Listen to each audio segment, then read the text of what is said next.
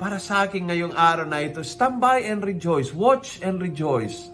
Panoorin mo kung paano ang Diyos ay gumagalaw sa buhay ng mga tao na malapit sa iyo. Tandaan mo, hindi ikaw ang Mesiyas ng iyong pamilya. Hindi ikaw ang tagapagligtas ng iyong opisina.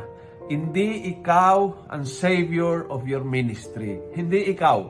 Hindi ikaw kahit ikaw ang obispo, ang parish priest, kahit ikaw ang coordinator ng ministry, kahit ikaw ang president ng homeowners, kahit ikaw ang may-ari ng company, kahit ikaw ang tatay ng iyong pamilya, hindi ikaw ang Mesiyas.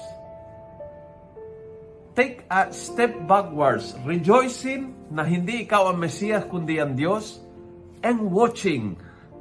Panoorin mo kung paanong gumagalaw ang Diyos sa buhay ng mga tao na pinakatiwala niya sa iyo. Reminded na siya nga ang Mesiyas, hindi ikaw siya. And watch, listen, rejoice.